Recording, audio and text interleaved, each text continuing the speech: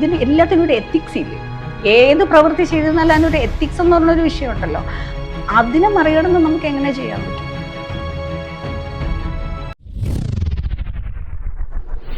നമസ്കാരം. നമസ്കാരം. വ്യാഴമാറ്റം എന്ന് പറയുന്നത് എന്താണ്? സാധാരണക്കാർക്ക് മനസ്സിലാവുന്ന രീതിയിൽ പറയുവാണെങ്കിൽ എന്തായിരിക്കും? അതായത് ഇപ്പോൾ വ്യാഴമാറ്റത്തിന് എന്തുകൊണ്ടാണ് ഇത്രയും പ്രസക്തി കൊടുക്കുന്നത്, അല്ലെങ്കിൽ എന്തുകൊണ്ടാണ് ഇത്രയും വീഡിയോസ് എല്ലാവരും ആസ്ട്രോളജേഴ്സ് എല്ലാം ചെയ്യുന്നത് എന്ന് ചോദിച്ചാൽ, ഇപ്പോൾ ചന്ദ്രനാണെങ്കിൽ ഫോർ എക്സാമ്പിൾ ചന്ദ്രനാണെങ്കിൽ 2.25 ദിവസത്തിൽ ഒരിക്കൽ മാറിക്കൊണ്ടിരിക്കുകയാണ്. ഒരു രാശി വിട്ട് മറ്റൊരു രാശിയിലോട്ട് മാറണം. സൂര്യനാണെങ്കിൽ 1 മാസം.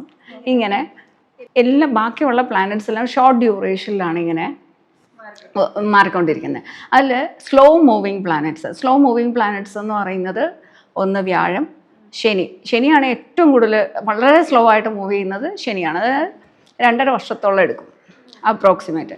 ഇത് വ്യാഴമാണെങ്കിൽ 1 വർഷത്തോളം എടുക്കും. അപ്പോൾ രാഹുകേതുക്കളാണെങ്കിലും വളരെ ലോങ് ഡ്യൂറേഷനിലാണ് പോകുന്നത്.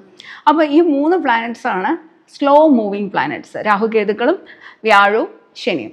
ഈ ബാക്കി ഈ പറഞ്ഞ രാഹുകേതുക്കളായാലും നാച്ചുറലി മാലിഫിക് പ്ലാനറ്റ്, സ്വാഭാവികമായ ഒരു പാപഗ്രഹമാണ്. ശനിയാണെങ്കിലും പാപഗ്രഹമാണ്. പക്ഷേ വ്യാഴമാണെങ്കിൽ ശുഭന്മാരിൽ ശുഭൻ എന്നാണ് പറയുന്നത്. ഏറ്റവും പോസിറ്റീവായിട്ടുള്ള പ്ലാനറ്റാണ് വ്യാഴം. ഇപ്പോൾ ദൈവാധീന ചിന്തയിൽ ഇപ്പം ദൈവാധീനം ഉണ്ടോ എന്ന് നമ്മൾ പ്രശ്നവശാൽ നോക്കുകയാണ്. ദൈവാധീനം ഉണ്ടോ എന്ന് നമ്മൾ മനസ്സിലാക്കാൻ ഏത് ഗ്രഹത്തെയാണ് റെഫർ ചെയ്യുന്നത്? വ്യാഴത്തെയാണ്. വ്യാഴ അനുകൂലനാണെങ്കിൽ അത് സർവേശ്വരകാരകൻ എന്ന് പറയുന്നത് വെച്ചാൽ എന്താണ്? എല്ലാ ഈശ്വരന്മാരെയും വ്യാഴത്തെ കൊണ്ട് ചിന്തിക്കുക. അത്രയേറെ പോസിറ്റീവാണ് വ്യാഴം. അപ്പോൾ വ്യാഴത്തിൻ്റെ രാശി മാറ്റത്തിന് അത്രയേറെ പ്രാധാന്യമുണ്ട്. കാരണം അത്രയേറെ പോസിറ്റീവായിട്ടുള്ള ഒരു പ്ലാനറ്റാണ്. ഒരു രാശി വിട്ട് 1 വർഷത്തോളം, അപ്രോക്സിമേറ്റ് 1 വർഷത്തോളം ഒരു രാശിയിൽ നിന്നിട്ട് മറ്റൊരു രാശിയിലോട്ട് മാറുന്നത്. അപ്പോൾ അതിൽ ഈ വർഷത്തെ വ്യാഴമാറ്റത്തിനുള്ള പ്രത്യേകത എന്ന് പറയുന്നത്, വ്യാഴം ഉച്ചനാവെന്ന് വെച്ചാൽ 100% ബലത്തോടു കൂടിയാണ് രാശി മാറുന്നത്. അതായത് കർക്കിടകം രാശി എന്ന് പറഞ്ഞാൽ വ്യാഴത്തിൻ്റെ ഉച്ചരാശിയാണ്. അപ്പോൾ ആ രാശി മാറ്റത്തിന് ഒരുപാട് പ്രസക്തി അവിടെ ഉണ്ട് എന്നുള്ളതാണ്. അപ്പോൾ ഈ ഒരു രാശി മാറ്റം കൊണ്ട് ഒരുപാട്, ഇപ്പോൾ ഫോർ എക്സാമ്പിൾ ഇപ്പോൾ വൃശ്ചികം രാശിക്കാർ ചിന്തിക്കുകയാണെങ്കിൽ, വൃശ്ചികം രാശിക്കാർക്ക് കഴിഞ്ഞ വർഷം എടുക്കുകയാണെങ്കിൽ ഒത്തിരി ബ്ലോക്ക് ഉണ്ടായിരുന്നു. അഷ്ടമ വ്യാഴമായിരുന്നു. ആ സമയത്ത് 5ാം ഭാവാധിപതിയായ ഗ്രഹം അഷ്ടമരാശിയിൽ സഞ്ചരിച്ചിരുന്ന ഒരു കാലഘട്ടമാണ്. അതായത് വിശാഖം, അനിഴം, തൃക്കേട്ട നക്ഷത്രക്കാർക്ക് കാര്യമാണ് പറയുന്നത്. അപ്പോൾ ഇവർക്ക് ഒത്തിരി ബ്ലോക്ക് അവിടെ ഉണ്ടായിരുന്നു. അത് കൂടുതൽ എന്തായിരിക്കും? ഫൈനാൻഷ്യൽ ബ്ലോക്ക് ആവാം. കാരണം എന്തുകൊണ്ടാണ്? 2ാം ഭാവാധിപതിയായ ഗ്രഹമാണ് അഷ്ടമരാശിയിൽ സഞ്ചരിച്ചിരുന്നത്. അതുകൊണ്ട് തന്നെ 2ാം ഭാവം എന്ന് പറഞ്ഞാൽ വെർബൽ കമ്മ്യൂണിക്കേഷനെ ചിന്തിക്കാം, ഫൈനാൻഷ്യലായിട്ടുള്ള കാര്യങ്ങൾ ചിന്തിക്കാം, എഡ്യൂക്കേഷനെ ചിന്തിക്കാം. മാത്രമല്ല 2ാം ഭാവം നമുക്ക് എന്തുമാത്രം അറിവുണ്ട് എന്ന് നമുക്ക് എക്സ്പ്രസ് ചെയ്യാൻ പറ്റുന്ന ഒരു ഭാവം കൂടെയാണ് 2ാം ഭാവം എന്ന് പറയുന്നത്. നമ്മൾ എത്ര ഹൈലി എഡ്യൂക്കേറ്റഡ് ആണെങ്കിലും നമ്മൾ ഇൻ്റർവ്യൂ ചെയ്യില്ലേ? ഇൻ്റർവ്യൂ ചെയ്യുമ്പോൾ അല്ലെ അവരുടെ എഡ്യൂക്കേഷനെ കുറിച്ച്, അവരുടെ അറിവിനെ കുറിച്ച് നമുക്ക് ശരിക്കും മനസ്സിലാവും വെർബൽ കമ്മ്യൂണിക്കേഷനിലൂടെ. അപ്പോൾ ആ ഒരു കാര്യങ്ങളെല്ലാം തന്നെ കഴിഞ്ഞ വർഷം കുറേ ബ്ലോക്ക് ഉണ്ടായിരുന്നു അവിടെ. അപ്പോൾ അവർക്ക് എന്നാൽ ആ കാലഘട്ടത്തിൽ ഒരുപാട് നിബന്ധനയിൽപ്പെട്ടവർക്ക് നിൽക്കേണ്ടതായ സാഹചര്യം ഉണ്ടാവാം. നിബന്ധന എന്ന് പറയുമ്പോഴത്തേക്കും ഇപ്പം ഒരുപാട് കമ്പനി പോളിസി ഉള്ളിടത്തൊക്കെ വർക്ക് ചെയ്യേണ്ട സാഹചര്യം ഉണ്ടാവാം. അവർക്ക് ആ ഒരു എൻവയോൺമെൻറ്റ് ഭയങ്കരമായിട്ട് പ്രഷർ കൊടുക്കുന്ന ഒരു എൻവയോൺമെൻറ്റിൽ നിൽക്കാനുള്ള സിറ്റുവേഷൻ ഉണ്ടായിരിക്കാം. ഇല്ലോസുമായിട്ടുള്ള റിലേഷൻഷിപ്പിൽ പ്രോബ്ലം ഉണ്ടായിരിക്കാം. ആരോഗ്യ പ്രശ്നങ്ങളുണ്ടായിരിക്കാം. ഒരു ബന്ധനാഭാവമാണ്. ഇപ്പോൾ പ്രായമായ ആൾക്കാരാണെങ്കിൽ അവരോട് എന്താ പറയാൻ പറ്റുന്ന ആരോഗ്യ പ്രശ്നങ്ങൾ ഉണ്ടാവാനുള്ള പോസിബിലിറ്റി ഉണ്ട്. അപ്പോൾ അങ്ങനെയുള്ളൊരു കാലഘട്ടത്തിൽ നിന്ന് വ്യാഴം 9 അങ്ങനെ ഒരു കുറേ തീക്ഷ്ണമായ പ്രോബ്ലംസ് അനുഭവിച്ചിരുന്ന ആൾക്കാരിൽ നിന്ന് 9ാം ഭാവത്തിലോട്ട് വ്യാഴം മാറുമ്പോൾ, ഉച്ചനായി മാറുമ്പോൾ അവർക്ക് വലിയൊരു ആശ്വാസമാണ് അവിടെ ഉണ്ടാവുന്നത്. പക്ഷേ അതിനകത്തും ചില ഡീവിയേഷൻ ഉണ്ട്. ഇപ്പോൾ വ്യാഴം മാറ്റത്തിന് നമ്മൾ ഒരുപാട് എന്ന് വെച്ചാൽ അതുകൊണ്ട് മാത്രമാണ് എല്ലാം മാറുന്നതെന്ന് വെച്ചാൽ ആൾക്കാർക്ക് എല്ലാവരും സബ്ജക്റ്റ് നോളജ് ഉള്ളവരല്ലല്ലോ. അവർ ഈ വീഡിയോസ് കാണുമ്പോൾ വിചാരിക്കും വ്യാഴം മാറിയിട്ടുണ്ട്, ഇനി എല്ലാ കാര്യങ്ങളും ക്ലിയറായി. അങ്ങനെയല്ല. അതായത് അവരുടെ ജാതകവും ഈ കറണ്ട് പ്ലാനറ്ററി പൊസിഷനും കൂടെ ഓവർലാപ്പ് ചെയ്യുമ്പോഴാണ് കറക്റ്റായിട്ടുള്ള പ്രഡിക്ഷൻ കൊടുക്കാൻ പറ്റുന്നത്. പക്ഷേ നമ്മൾ അവിടെ ഒരു സബ്ജക്റ്റിൽ, ഞാൻ പല വീഡിയോസിലും ഞാൻ പറയും, ഇതൊരു സബ്ജക്റ്റിൽ നിന്ന് സംസാരിക്കുകയാണ്. എന്ത് സബ്ജക്റ്റിലാണ്? വ്യാഴം ഇപ്പോൾ എന്നോട് ചോദിച്ച ചോദ്യം എന്ന് പറഞ്ഞാൽ വ്യാഴമാറ്റം എന്ന് പറയുന്ന സബ്ജക്റ്റാണ്. ആ സബ്ജക്റ്റിൽ നിന്നാണ് ഞാൻ സംസാരിക്കുന്നത്, ഇല്ലേ? അപ്പോൾ ഇപ്പോൾ ഉള്ള വ്യാഴമാറ്റത്തിന് ഒരുപാട് പ്രസക്തിയുണ്ട്. പക്ഷേ അതുപോലെ തന്നെ ചില രാശിക്കാർക്ക് വലിയൊരു ട്രാൻസ്ഫർമേഷൻ ടൈം കൂടെയാണത്. അപ്പോൾ ചിങ്ങം ജന്മരാശിക്കൂറ് മകം പൂരം ഉത്രത്തിൻ്റെ കാൽഭാഗം അടങ്ങിയ 2.25 നക്ഷത്രക്കാർക്ക് ഒരു വലിയ ട്രാൻസ്ഫർമേഷൻ ടൈമാണ്. അവർക്കെന്ന് വെച്ചാൽ അഷ്ടമാധിപതിയായ ഗ്രഹം 12ാമത്തെ രാശിയിലാണ്. 8ാം ഭാവം എന്ന് പറയുന്നത് ഒരു നിഗൂഢമായ കാര്യങ്ങളാണ്, ഇൻഡെപ്ത് ആയിട്ടുള്ള കാര്യങ്ങളാണ്. 12ാമത്തെ രാശി എന്ന് പറയുന്നതും അത് തന്നെയാണ്. 2 സബ് കോൺഷ്യസ് മൈൻഡാണ്. പക്ഷേ ഈ 8ാമത്തെ രാശിക്കുള്ള ഒരു പ്രത്യേകത എന്ന് വെച്ചാൽ ഒരുപാട് റിസർച്ച് മൈൻഡാണ്. ഭയങ്കരമായിട്ട് ഇൻ ഡെപ്ത് ആയിട്ടുള്ള കാര്യങ്ങൾ അനലൈസ് ചെയ്യാനായിട്ടുള്ള ഒരു ഏരിയ 8ാമത്തെ രാശി കൊണ്ട് ചിന്തിക്കാവുന്നതാണ്. പക്ഷേ 5ാമത്തെ രാശിയാധിപതിയാണ്. അപ്പം അവിടെ നമ്മൾ മനസ്സിലാക്കണം, ആ മനസ്സിനെ തന്നെയാണ് അവിടെ നമ്മളിട്ട് ചിന്തിച്ച് കുളമാക്കുന്നത് എന്നുള്ള കാര്യം. 5ാം ഭാവം മനസ്സിൻ്റെ ഭാവമാണ്, ക്രിയേറ്റിവിറ്റിയുടെ ഭാവമാണ്. പൊതുവേ തന്നെ ചിങ്ങം രാശിക്കൂറുകാരുടെ ചിങ്ങം രാശിയുടെ ഒരു പ്രത്യേകത നോക്കുകയാണെങ്കിൽ കുറച്ചൊരു സത്യം, നീതിബോധം, കുറച്ച് പിടിവാശിയും നമുക്ക് തോന്നും. പക്ഷെ അവർ ഒരുപാട് ചിന്തിച്ച് കാര്യങ്ങൾ ചെയ്യുന്ന ആൾക്കാരാണ്. അതിന് പറയും തീഷ്ണ സ്ഥൂല ഹനുർവിശാലവദന പിങ്കേക്ഷണോത്പാത്മജ എന്ന് പറയുന്ന ഒരു പ്രമാണ ശ്ലോകമുണ്ട്. അതിന് പറയും എടുക്കുന്ന ഉത്തരവാദിത്തങ്ങൾ കൃത്യമായി പൂർത്തീകരിക്കുന്ന ആൾക്കാരാണ്. പെട്ടെന്നൊന്നും ആരെ അങ്ങനെ അംഗീകരിക്കുകയൊന്നുമില്ല. ബോധ്യപ്പെടണം, ശരിയാണെന്നൊക്കെ ബോധ്യപ്പെടണം, എന്നതിന് ശേഷമേ അംഗീകരിക്കുകയുള്ളൂ. എല്ലാം എൻ്റെ അതിൽ പുരുഷന്മാരാണെങ്കിൽ എൻ്റെ അമ്മയുടെ ക്വാളിറ്റീസൊക്കെ ഉണ്ടോ ആ പെണ്ണിന് എന്ന് നോക്കിയിട്ട് ഒരു പെണ്ണിനെ പോലും സെലക്ട് ചെയ്യുള്ളൂ. അങ്ങനെയുള്ള ഒരു ക്വാളിറ്റി ഉള്ള ആൾക്കാരാണ്. ഒരുപാട് ഭയങ്കര ലീഡർഷിപ്പ് ക്വാളിറ്റി ഉള്ള, ഭയങ്കര വിൽ പവർ ഉള്ള ആൾക്കാരാണ്. സിംഹമാണ് രാശിയുടെ സിമ്പൽ വരുന്നത്. അപ്പം ഒരുപാട് എരിവുള്ള ഭക്ഷണവും മാംസാഹാരങ്ങളും ഇഷ്ടപ്പെടുന്ന ആൾക്കാരായിരിക്കും അതിനകത്ത് വരുന്നത്. അപ്പം ഭയങ്കര വിൽ പവറും കോൺഫിഡൻസും ഉള്ള ആൾക്കാരാണ്. ഒരുപാട് ചിന്തകൾ, ഒരുപാട് ഇൻഡെപ്ത് ചിന്തകൾ കൊണ്ടുപോകുന്ന ആൾക്കാരാണ്. ഏകാധിപത്യ സ്വഭാവമാണെന്ന് നമുക്ക് തോന്നും, പക്ഷേ ഏകാധിപത്യ സ്വഭാവമല്ല. അവർ ഒരുപാട് കാര്യങ്ങളെക്കുറിച്ചുള്ളൊരു നല്ല ഒബ്സർവേഷൻ ഉണ്ടായിട്ടാണ് അവരൊരു കാര്യം എക്സിക്യൂട്ട് ചെയ്യുന്നത്. ചിലപ്പോൾ ആ എക്സിക്യൂട്ട് ചെയ്യുമ്പോൾ എല്ലാവരെയും ബോധ്യപ്പെടുത്തി അവിടെ എല്ലാവരുടെയും സമ്മതം വാങ്ങിയിട്ടൊന്നും എക്സിക്യൂഷൻ അവിടെ നടക്കണമെന്നൊന്നുമില്ല. അപ്പം അവരൊരു ഏകാധിപതി എന്നൊക്കെ മറ്റുള്ളവർ പറഞ്ഞെന്നിരിക്കും, പക്ഷേ ഇവരുടെ ഉള്ളിൽ നടക്കുന്നത് ഇങ്ങനെയാണ്. അപ്പോൾ അത്രയേറെ ഇൻഡെപ്ത് ചിന്തകളുള്ള ആൾക്കാരാണ്. പക്ഷേ അതേ ആൾക്കാർക്ക് അഷ്ടമാധിപതി 12ാം ഭാവന ഇത് മനസ്സിലായി. ഇപ്പോൾ എനിക്കറിയാം, നമ്മളിവിടെ ആസ്ട്രോളജി പഠിക്കാൻ പ്രാക്ടീസ് ചെയ്യുകയൊക്കെ ചെയ്യുന്ന ആൾക്കാർ അവർ കഴിഞ്ഞ വർഷമേ റേഖി എൻ്റെ അടുത്ത് വന്ന് പഠിച്ചിട്ട് പോയവരുണ്ട്. കാരണം എന്ന് വെച്ചാൽ ഇപ്പോൾ ഇങ്ങനെ ഒരു ട്രാൻസ്ഫർമേഷൻ നടക്കുകയാണ്. ചിലപ്പോൾ ഒരു സ്പിരിച്വൽ ട്രാൻസ്ഫർമേഷൻ ആകാൻ ചാൻസ് ഉണ്ടത്.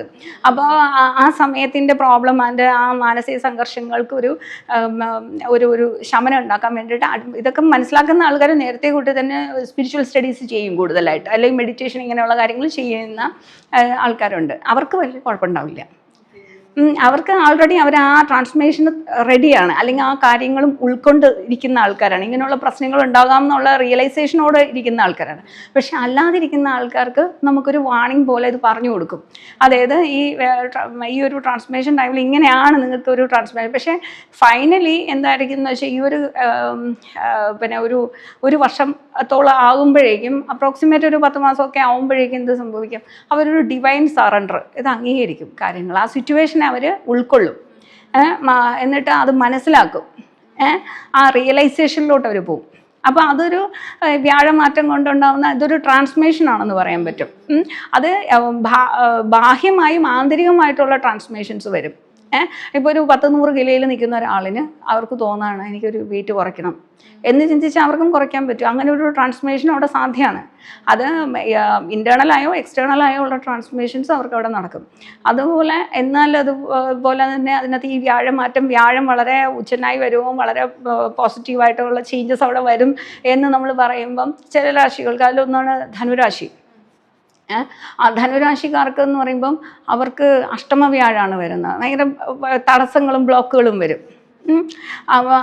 അതുപോലെ തന്നെ 4ാമത്തെ രാശിയാധിപതിയാണ് അഷ്ടമരാശിയിൽ പോയേക്കുന്നത്. അപ്പോൾ 4ാം ഭാവാധിപതി അഷ്ടമരാശി നിൽക്കുമ്പോൾ 4ാം ഭാവം മാതൃഭാവമാണ്, വീടിൻ്റെ ഭാവമാണ്. അപ്പോൾ റിയൽ എസ്റ്റേറ്റ് മേഖലയിലൊക്കെ നിൽക്കുന്ന വ്യക്തികൾക്ക് കുറേ ബ്ലോക്ക് അവിടെ വരും. കാരണം 4ാം ഭാവം വീടിൻ്റെ ഭാവമല്ലേ. അപ്പോൾ റിയൽ എസ്റ്റേറ്റുമായിട്ട് അവർക്ക് ബിസിനസ് നടക്കാൻ, അല്ലെങ്കിൽ അവർ വിചാരിച്ചത്രയും പ്രോഫിറ്റബിളായിട്ട് അവർ കൊണ്ടുപോകാൻ പറ്റാതിരിക്കും. അങ്ങനെയുള്ള ബുദ്ധിമുട്ടുകൾ അവിടെ വന്നിരിക്കും. അതുപോലെ തന്നെ അമ്മയുടെ ആരോഗ്യപരമായ കാര്യങ്ങൾ, അങ്ങനെയുള്ള ബുദ്ധിമുട്ടുകൾ, അങ്ങനെയുള്ള പ്രശ്നങ്ങൾ ഉണ്ടായിരിക്കും. മനസ്സിലാവണം. അപ്പോൾ ഇതൊക്കെയാണ് ഈ വ്യാഴം ഉച്ചനായി വരുമ്പോഴും എല്ലാവർക്കും അത് പോസിറ്റീവ് ആവണമെന്നില്ല. അതുപോലെ ഫൈനാൻഷ്യൽ ഗ്രോത്ത് ഉണ്ടാകുന്ന രാശികളുണ്ട്. അപ്പോൾ ഈ ഒരു കാര്യം കൊണ്ട് മാത്രം ഫൈനാൻഷ്യൽ ഗ്രോത്ത് ഉണ്ടാവുമെന്ന് ചോദിച്ചാൽ അല്ല. പക്ഷേ അവിടെ ഒരു ഫൈനാൻഷ്യൽ സ്ട്രെസ് കുറഞ്ഞു കിട്ടും. അതെന്ന് വെച്ചാൽ ഇപ്പോൾ ചില വീഡിയോസിൽ പറയും ലോട്ടറി ഭാഗ്യം, ആ ഭാഗ്യം, ഈ ഭാഗ്യം എന്നൊക്കെ. പക്ഷേ ശരിക്കും പറഞ്ഞാൽ അങ്ങനെ പറയാൻ പാടില്ല എന്നാണ് ഞാനിങ്ങനെ ഇതുവരെ അങ്ങനെയുള്ള വീഡിയോസ്, ഞാൻ ലോട്ടറി ഭാഗ്യമുണ്ട്, അങ്ങനെയുണ്ട്, ഇങ്ങനെയുണ്ട്, അങ്ങനെയൊന്നുള്ള കാര്യങ്ങളൊന്നും പറഞ്ഞ് ഞാൻ ഒരു വീഡിയോ ചെയ്തിട്ടില്ല. കാരണം എന്ന് വെച്ചാൽ എൻ്റെ അടുത്ത് പല ആൾക്കാരും എൻ്റെ അടുത്ത് ചോദിച്ചിട്ടുണ്ട്. ഞാൻ ദുബായിൽ ഈ അടുത്ത കാലത്ത് തന്നെ ഒരാൾ ചോദിച്ചാണ്, ദുബായ് ലോട്ടറി എടുക്കാൻ പോകണു, വ്യാഴം മാറ്റമൊക്കെ സംഭവിച്ചു, അപ്പം എനിക്ക് ലോട്ടറിയുടെ ഒരു നമ്പർ പറഞ്ഞു തരുമെന്ന്. എങ്കിൽ പിന്നെ ഞാൻ തന്നെ എടുത്താൽ പോരെ, അത് പറഞ്ഞു കൊടുക്കേണ്ട കാര്യം എന്തോ. അപ്പോൾ അതാണ് അന്ധവിശ്വാസം എന്ന് പറയുന്നത്. മനസ്സിലായി? പിന്നെ ഇഷ്ടംമാതിരി ഉണ്ട് അങ്ങനെ. എന്നാൽ പിന്നെ ഞാൻ തന്നെ അവരോട് അങ്ങനെ തന്നെ പറഞ്ഞത്, എന്നാൽ പിന്നെ ഞാൻ തന്നെ ആ നമ്പർ നോക്കി അങ്ങ് എടുത്താൽ പോരെന്ന് ചോദിച്ചപ്പോൾ അതെൻ്റെ വീഡിയോയുടെ താഴെ കമൻ്റായിട്ട് വന്നിട്ടിട്ടുണ്ട്. അത്ര അറിവില്ലാത്ത ആളാണ് ഈ ആസ്ട്രോളജർ എന്ന് മനസ്സിലാവണോ? അതായത് ഇപ്പോൾ ഒരു സൈക്കോളജിസ്റ്റ് പലരും വിചാരിക്കുന്ന സൈക്കോളജി മനസ്സ് വായിക്കാൻ കഴിവുള്ള ഒരാളാണ്, അവരുടെ അടുത്ത് നിൽക്കുമ്പോൾ സൂക്ഷിച്ച് നിൽക്കണം എന്നൊക്കെ വിചാരിക്കുന്ന ആൾക്കാരില്ലേ. അതെന്തുകൊണ്ടാണ്? അവരുടെ അറിവില്ലായ്മ കൊണ്ടാണ്. അതല്ലേ ഉള്ളൂ. എന്ന് പറഞ്ഞ പോലെയാണ് ഈ ജ്യോതിഷം എന്ന് പറയുന്നത്. എല്ലാ രഹസ്യമായിട്ട് കിടക്കുന്ന സംഗതികളെയും കുത്തി പൊക്കിയെടുത്തുകൊണ്ട് വരാൻ പറ്റുന്ന ആളാണ് ജ്യോതിഷം എന്ന് വിചാരിക്കുന്ന ആൾക്കാരുണ്ട്. മനസ്സിലാവണോ? പക്ഷെ എന്ന് വെച്ചിട്ട് ഇപ്പം ചില കാര്യങ്ങളിൽ അവരെ ഹെൽപ്പ് ചെയ്ത് കൊടുക്കാനും പറ്റിയിട്ടുണ്ട്. എന്ന് വെച്ചാൽ ഇപ്പം ഗൈഡ് ചെയ്യാൻ പറ്റും. അപ്പം അതിനകത്ത് നമുക്കൊരു കേസ് സ്റ്റഡി പോലെ എടുക്കാൻ പറ്റുന്നൊരു കേസ് വന്നതെന്ന് വെച്ചാൽ, ഇപ്പോൾ ഒരു മാസത്തിന് മുമ്പ് എൻ്റെ സ്ഥിരമായിട്ട് കൺസൾട്ടേഷൻ എടുക്കുന്ന ഒരാളാണ്. അപ്പം അവരുടെ പിന്നെ ഈ ഡീഡുണ്ടല്ലോ, അതായത് പ്രമാണം ഏകദേശം ഒരു മാസത്തിന് മുമ്പായിട്ട് നഷ്ടപ്പെട്ടു പോയി. അപ്പോൾ അവരെന്നോട് വിളിച്ചിട്ട് പറഞ്ഞു, ഇങ്ങനെ നഷ്ടപ്പെട്ടു പോയി മാഡം, അത് ജാതകം നോക്കിയിട്ട് ഒന്ന് പറഞ്ഞു തരുമോ, അതെവിടെ ഉണ്ടെന്നൊന്ന് പറഞ്ഞു തരുമോ എന്ന് ചോദിച്ചു. അപ്പോൾ ശരിക്കും പറഞ്ഞാൽ ഇത് ഈ ഒരു കേസിൽ അവരെ ഹെൽപ്പ് ചെയ്യേണ്ടതാണ്. ഇതൊന്നും നമുക്ക് ജ്യോതിഷത്തിൽ പറ്റില്ല എന്ന് പറഞ്ഞാൽ അവരെ ഒരിക്കലും മടക്കി വിടാൻ പാടില്ല, അല്ലേ? അവരൊരു നിസ്സഹായാവസ്ഥയിൽ വന്ന് ചോദിക്കുകയാണ്, നമുക്ക് എന്തെങ്കിലും ഹെൽപ്പ് ചെയ്യാൻ പറ്റുമോ എന്നുള്ളത്. അപ്പം നമ്മൾ മാക്സിമം അവിടെ ശ്രമിക്കുക എന്നുള്ളതാണ് ഞാൻ വിചാരിക്കുന്നത്. ഇതിനകത്ത് അങ്ങനെ നഷ്ടപ്പെട്ടു പോയ സാധനങ്ങളൊക്കെ കണ്ടുപിടിക്കാനുള്ള ഒരു ഉത്തരവാദിത്വമൊന്നും ജ്യോതിഷനില്ല. പക്ഷെ എന്നാൽ പോലും നമ്മൾക്ക് അവിടെ അവരെ കൂടെ നിന്ന് സെർച്ച് ചെയ്യാനുള്ള ഒരു ഇതെങ്കിലും വേണം എന്നുള്ളതാണ്. അപ്പോൾ ആദ്യം ഞാൻ പറഞ്ഞതെന്ന് വെച്ചാൽ ദൈവത്തിൻ്റെ അനുഗ്രഹം ഉണ്ടെങ്കിൽ നമുക്കിത് കണ്ടുപിടിക്കാൻ പറ്റുള്ളൂ. അപ്പോൾ എന്താണ്, ഞാൻ അവിടെ കുറച്ച് റെമഡീസ് പറഞ്ഞു കൊടുത്തു. കൂടുതൽ വരാഹമൂർത്തി അമ്പലങ്ങൾ അങ്ങനെയുള്ള റെമഡീസ് പറഞ്ഞു കൊടുത്തിട്ട് അവരത് പോയി ചെയ്തു. അതാണ് നമ്മളുമായിട്ട് കോപ്പറേറ്റ് ചെയ്ത് നിൽക്കുന്ന ക്ലയൻസ് എന്ന് പറയുന്നത്. അപ്പോൾ ഞാൻ പറഞ്ഞു കൊടുത്തത് അവർ ബ്ലൈൻഡായിട്ട് അതിങ്ങ് വിശ്വസിക്കുകയാണ്. കാരണം ഞാൻ എന്തെങ്കിലും ഒരു കാര്യം കൊണ്ടായിരിക്കും അത് ഞാൻ പറഞ്ഞു കൊടുക്കുന്നത്. അതവർക്ക് എന്നെ അങ്ങ് ട്രസ്റ്റ് ചെയ്യുന്നതുകൊണ്ടാണ് അവർ പിറ്റേ ദിവസം തന്നെ പോയി ചെയ്തിട്ട് എനിക്ക് മെസ്സേജ് ഇട്ടു, മാഡം ചെയ്തു, ഈ വഴിപാടെല്ലാം ചെയ്തു, പക്ഷേ ഇതുവരെ കിട്ടിയില്ല എന്ന് പറഞ്ഞു. അപ്പോൾ ഞാൻ പറഞ്ഞു, അങ്ങനെ കിട്ടിയില്ല, ഒരാഴ്ച ഒന്ന് വെയിറ്റ് ചെയ്ത് നോക്കുമെന്ന് പറഞ്ഞു. അപ്പോൾ അവർ ഒരാഴ്ചയല്ല 2-3 ആഴ്ച വെയിറ്റ് ചെയ്തു എന്ന് തോന്നുന്നു. വെയിറ്റ് ചെയ്തിട്ട് എനിക്ക് മെസ്സേജ് ഇട്ടു, മാഡം കിട്ടിയിട്ടില്ല, സാധനം കിട്ടിയില്ല. അങ്ങനെ പിന്നെ ഞാൻ പ്രശ്നവശാൽ നോക്കിയപ്പോഴേ ധനു രാശിയാണ് ആരൂഢ രാശിയായിട്ട് വന്നേക്കുന്നത്.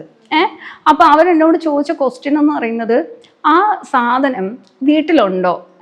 അച്ഛൻ പറയുന്നു വീട്ടിൽ തന്നെ ഉണ്ടായിരിക്കും, വീട്ടിൽ തന്നെ ഉണ്ട് എന്നാണ്, അച്ഛനാണ് ഹാൻഡിൽ ചെയ്തത്. അച്ഛൻ പറയണു വീട്ടിൽ തന്നെ ഉണ്ടായിരിക്കും എന്ന്. അപ്പോൾ ഞാൻ പറഞ്ഞു വീട്ടിലായിരിക്കാം, ഒരുപക്ഷെ വാഹനത്തിലായിരിക്കും, പക്ഷേ വീട്ടിൽ തന്നെ ഉണ്ടാവാൻ ചാൻസ് ഉണ്ട്. അത് കാരണം എന്താ വെച്ചാൽ 4-ാം ഭാവാധിപതി അഷ്ടമരാശിയിലാണ് പോയി നിൽക്കുന്നത്. ഒളിഞ്ഞു കിടക്കുക, അതായത് ഞാൻ നേരത്തെ പറഞ്ഞ പോലെ ഇൻഡെപ്തായിട്ടിരിക്കുകയാണ്, എവിടെയോ ഒളിഞ്ഞിരിക്കുകയാണ്, മറഞ്ഞിരിക്കുകയാണ്. പക്ഷേ അതിനോടൊപ്പം വ്യാഴവും ശുക്രനും ബുധനും ഉണ്ട്.